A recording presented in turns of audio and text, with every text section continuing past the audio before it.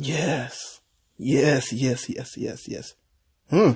Oh, my goodness, yes. Yeah. Oh, even better.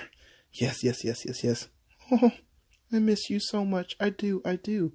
We're going to talk about why I love or hate the Audi A7. You will never, I repeat, never get this lower section of the car totally clean on a touchless car wash for $6. It just won't happen. 3.0 turbo, supercharger. When will these need oil? When will they start to clog up in sub-zero temperatures? Ooh, look at that little hole right there. Ooh, that's pretty cool. And here's Johnny. Hole, hole, no hole. Hole, no hole. Why are these here? Why are they here? They're not real. Dang it. Huh. It seriously had to be this big. So nice. So huge. Look at that little speaker for that huge speaker cover.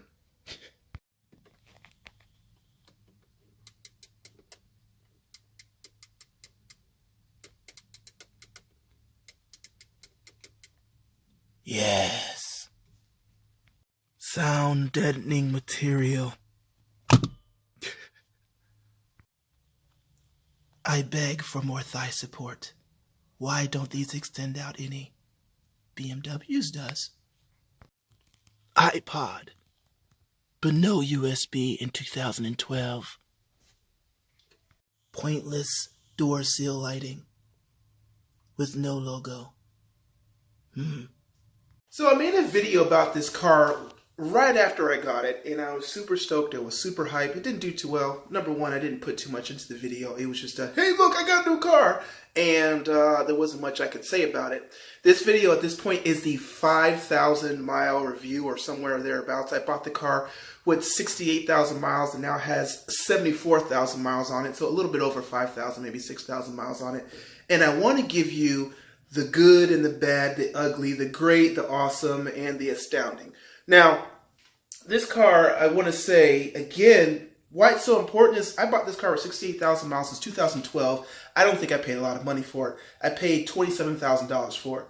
When you look at the feature set, when you look at all the things that it has and it's capable of, and I compare it to cars that are new out there right now, I can't see spending $70,000, $80,000 for a new one. As a matter of fact, and it's true because even when I pull up to gas stations now, even when I go into stores, people will stop me. This is an attractive car, and they will ask me, is this a 2018? It's awesome that Audi took the while. I think it was they ran from 2012 to probably 2018, and 2019 just recently changed. And you can buy one, and you can look relatively current, brand new. They say it all the time. So let's talk about performance. I gave you some insight. I'm going to give you some inside features and some things that I really like, and I've become more attracted to. Some things and inefficiencies that I see that makes me miss my Mercedes in only some ways. But performance. Off the line, the all-wheel drive system in this car is great. It is a launch. But after the launch, it's good. And it's okay. The transmission is amazing. The transmission is amazing, believe me. But you get this hard, brutal punch. But different from the Mercedes, it doesn't overwhelm you. It doesn't continue to overwhelm you. You hit this launch, and then the torque above 4,000 RPMs. That torque it moves. It's accelerating, but it isn't exploding. The CLS 550 with that 5.5 liter, 382 horsepower, 391 foot-pound torque engine was well underrated. When I say when you got off the line and when the tires stopped squealing, it was just more and more and more. In this car, you get this, wow, and I'm moving, and I'm moving, and I'm moving. Now, there are some of the reasons for that. Number one, you have an all-wheel drive system. It's a little bit different. Number two, this car only has about 315 horsepower, so I'm down on horsepower. I might be up on weight some. I'm not sure. Again, you got a V6, not turbocharged. It's a 3.0 liter T, but it's actually a supercharger. Don't know why you did that, Audi, but okay. And the V8 was naturally aspirated. Do I feel in any way in this car that there is lag? No, there's no lag in this car. It is just purely just not as powerful, and I think Mercedes underrated that engine in that CLS. So yes, I do miss some of the fun factor, but right now it's the wintertime, I'm in snow, and I have no worries at all. The car maybe slipped just a little bit once coming out my neighborhood for a fraction of a second because I was on dead ice and I didn't even think about it for a second. And it quickly composed itself, moved around. The Quattro system is everything I expected it to be and even more. Also, let's talk about steering for a second. Steering. This car, although it is nose heavy, from the front here, it's very nose heavy. This car, the steering is very light. The different settings that it goes from comfort to advanced to individual. I think there's a fourth setting in there I don't think I've ever used. It does change the weight of the steering. It'll never be the steering of a BMW. Never be that heavy. But it is very, very, you want to drive almost on your fingertips. It's so good because it's so precise and good. When you are, if you don't set up your corner right and you go through a corner and you're laid out your apex, you're going to feel that weight of the car pushing out. You're going to feel that engine over the nose a little bit. But it's not terrible.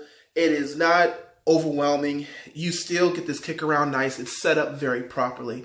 But again, I'm going to let you know the performance in this car is not the CLS level. They say V6 with V8 power. No, I wouldn't call this Mercedes CLS 550 power. No, but it is adequate. It can get up there. It can go. It's very visceral, very light on its feet at high speeds, very aggressive.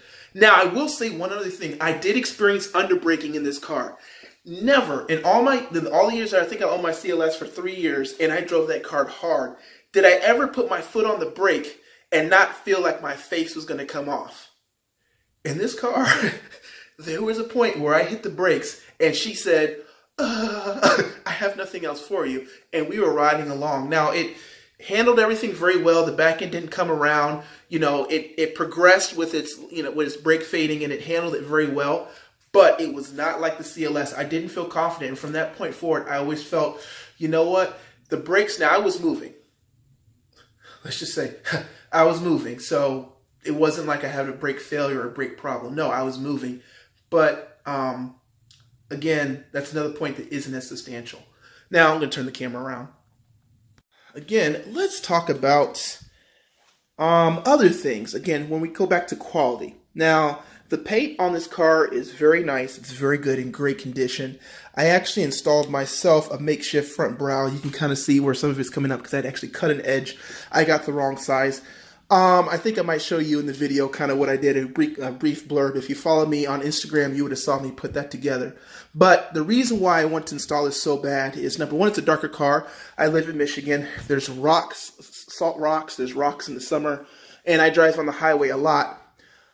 But I will say that the paint quality, as far as the depth of paint, what it can handle as far as abuse, I do not think is on the same level as the CLS. The CLS could take, it did have some rock chips, but it was like well worn. Of course, that was a white car. Rock chips look different on a white car than on a black car or on a gray car. But that is a thing. So I would say when it comes to paint quality, it is, again, gorgeous. This car is dirty right now because I'm in snow and everything else. It keeps itself clean. This is gone through snow. You can see a little bit of work on the tires and on the 19-inch rims there. But the paint, I would say I am a little bit more worried about than the CLS. Thing that sold me on this car, I'm going to come right here. This hip. I don't know if you can catch this in this image, but the CLS had hips. But I went to a little Cars and Coffee, or this thing where they shut down downtown Ann Arbor, and this guy had this Aston Martin DB9, and he had this huge hip. This is not as drastic. I can't get a DB9. I just can't. My lifestyle doesn't support it. But that hip mark there is one of my favorite parts of the car. All right, so we talked about paint. We talked about durability. I love how these kind of fold in but fold up. I mean, that is such a delicious look. It's such a great look. But yeah, those are my main issues, especially with the outside of the car. The lights, everything else work perfect. These lights here, when you turn, it gives the idea that this bulb here actually moves. And notice it doesn't really move. It moves up and down, but there's a light that comes here and it shines this way. So it's really nice with seeing around the corner in the car.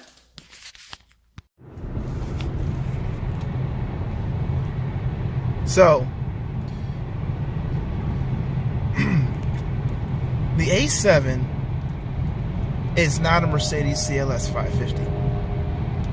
It's just not. The two cars are very different. And what we're going to do is talk about their differences. Now, number one, I'm going to show you, it's a really gimmicky thing, cool feature. I don't know if it really works in the fog or heavy rain. I don't think it's going to work at all because it's a radar in heavy rain. But you see the night vision. Very cool. Nice, large, impressive, easy to read gauges. Very cool. Customization as far as what do you want to see. Oh, services due. Now I will say this.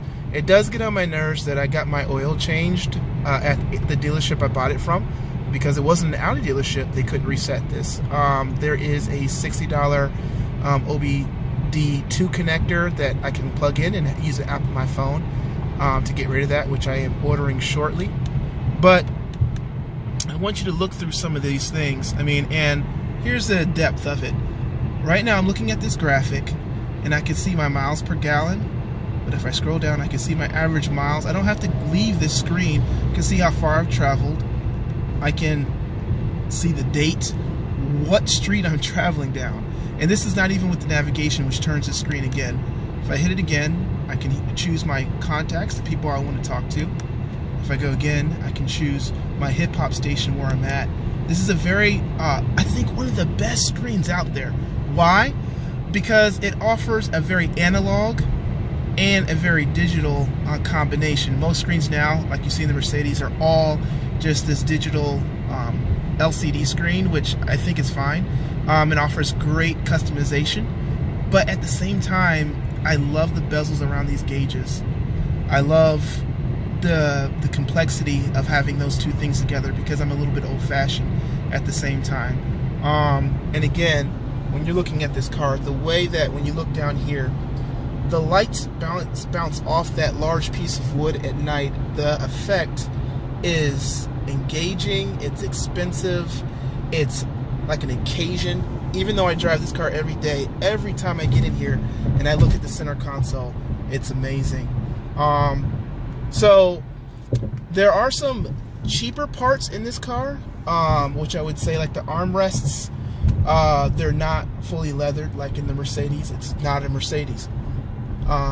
There are some things, some other things that you can feel and touch at lower levels in certain areas where maybe they're cutting cost. But again, I think it's like the combination of the amount of technology they put into this car and the price point of where they're at that really it has to work this way.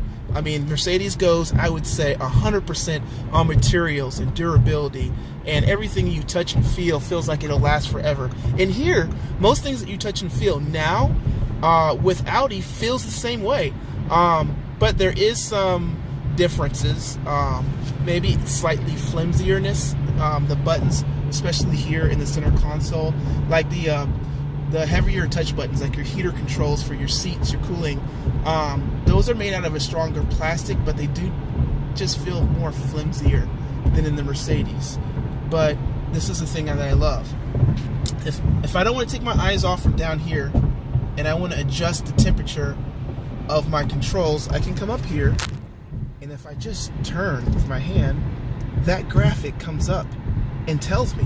That is super intelligent.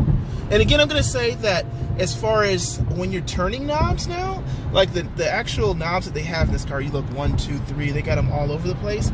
The clicking sound is something like out of a Bentley Continental. It's substantial. It does not feel flimsy. While the buttons may seem a little flimsy, the actual wheels, the dials that turn, do not feel flimsy at all. And again, this screen is Now, I do need to go ahead and add data to my SIM card that sits right in there. I haven't done so yet, and that's why this map, which I'm in Ann Arbor, isn't updated. Where I bought the car from in Farmington Hills, it does have a very detailed mapping. So if you decide to buy one, you do that. But here's another thing. So I have no data with my SIM, but at the same time, you see that green line? That green line turns different colors according to traffic. So when there's heavier traffic, of course, turns orange first. When it's stop and go, it turns red. Without data, they still give you that much detailed information. So when it comes to the technology, although my Mercedes was 4 years older, I believe even a 2012 Mercedes did not have this intricate type of technology. I mean, if you look around here and there's lighting everywhere, you can change. I think you've seen Doug DeMuro's video. You can change. It's probably got like maybe close to 40 or 60 different settings of how much light intensity you want. They don't change colors. This is 2012, remember, that all the newish, more gimmick stuff is only in the cars that they couldn't sell because they need to add more features to the more recent cars. But it's enough. And this car is so quiet at 80 miles per hour. I'm on a concrete road right there. Now I'm transitioning back to asphalt. It's cold, so the tires should be colder. I'm on Continentals. And you barely hear anything out of this car. Now, we're going to get to some performance things a little bit later, but again, radar control, adaptive cruise, and I'm going to show you this now. I'm setting my adaptive cruise up here, and I don't know if you can see this. See how closely I want my car to be in a distance from the car or the vehicle in front of it. Awesome features. Now for a few features since we are parked. As you can see here, you have your radars that shows on your graphical display here, along with your rear camera. What's interesting is that you don't have to put this in reverse to see this. I learned this later. All you have to do is press this little button right here. And if you're moving forward into your garage, you have a tight garage like myself, you can press that very quickly. And now you can get your representation as far as what's right in front of you. I mean, it's very accurate, very close to you, what's behind you, if anything. See how that disappeared? And that way I can also look and see the very back of my garage where it is, so I know that if I close the door, I'm not accidentally closing the door on my rear bumper. Again, here's some other features. Again, here's my favorite little feature that I do like to use. We're going to turn that off. And you can hear, see, you hear that click? I want you to hear this click again.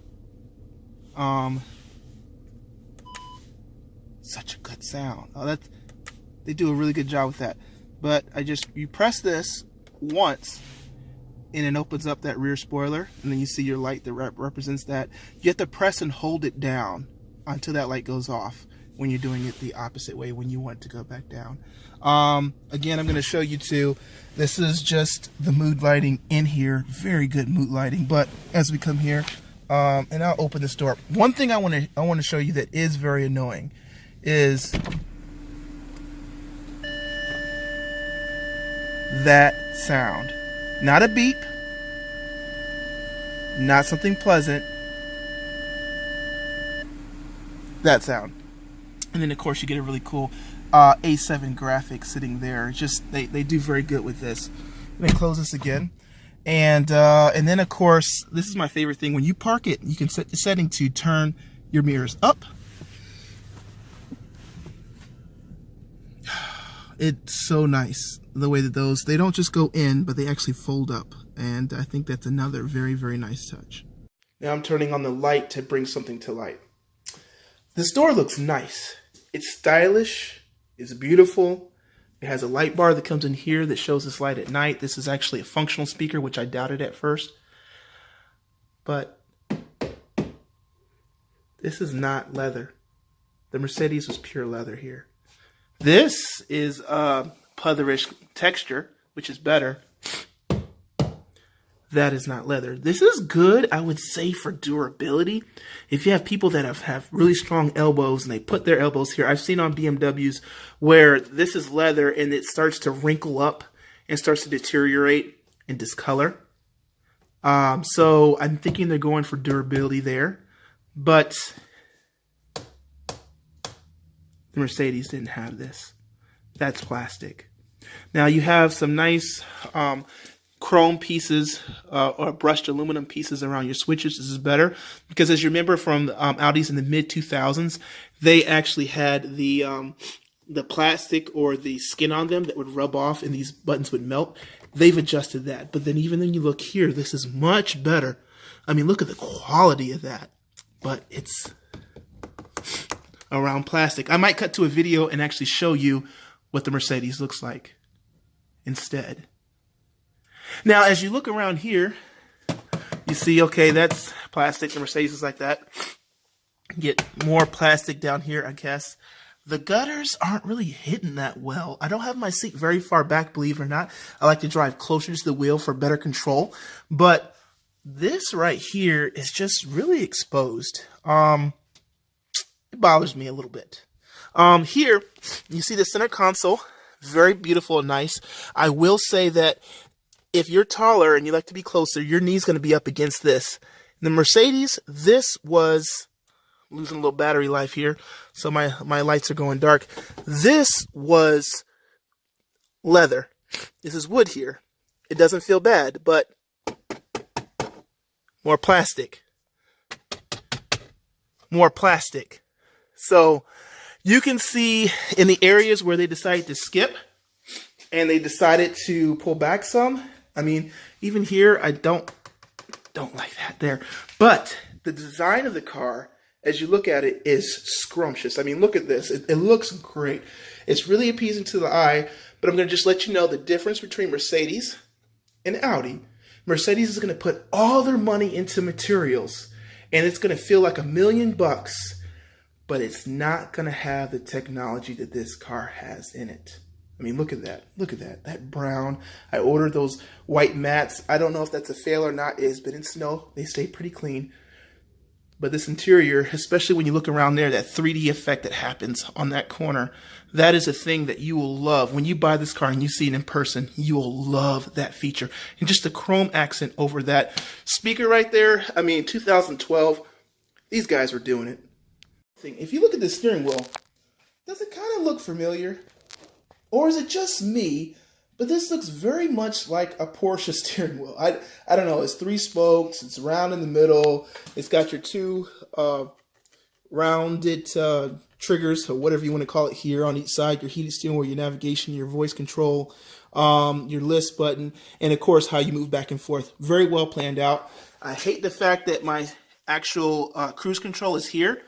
It works pretty good. It's just old style stuff, but I guess in the interest of aesthetics and not having a huge wheel, I think that they did a great job. We're going to do this one more time. Nice seats, well and pointed. And I'm sorry this isn't dark, but we get right here to this middle and hard plastic. Now I do like the fact that my center stack here gives me the ability to heat my seats in the rear. I don't know how much that option was, but again, it's very nice. I just have to make sure my daughter doesn't kick this area, of course.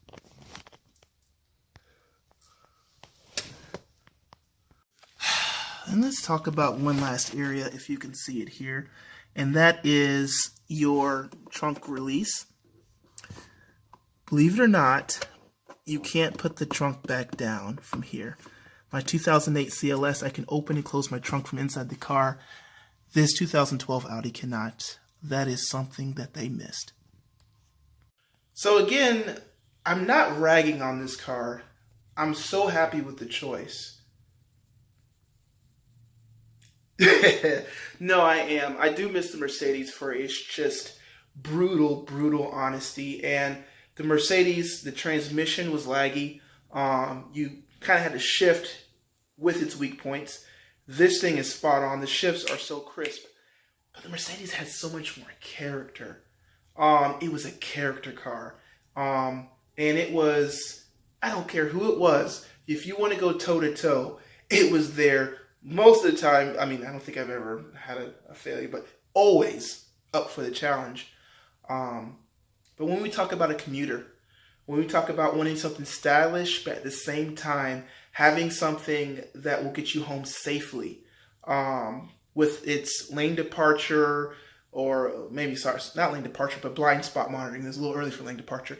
But when it comes to, its other features as far as its radar systems and everything like that, this car is very compelling. It's an overall car. And so it is so much more of a daily driver than the Mercedes is. The Mercedes, wintertime, big rear tires, you cannot put snow tires on it. This car, I can leave my all seasons on it, and I don't have a problem. And so the technology, the athleticism, while not perfect, but still perfectly athletic, with the feature set, with the quality, with the functionality of the hatchback, it does work. And I think, I looked at people and said, this thing is shallow. No, I'm able to put quite a few things in there. Makes this vehicle a very interesting buy. And as the prices go down, again, I said I paid $27,000. I'm going to do this. What's my man's name? I think I bought the cheapest Audi A7 in America at $27,000. No, my man. This car is something that you want to consider. And so I just wanted to give the honest review, 6,000 miles down the road, what I think, and it's a big win. Take care, guys. Bye.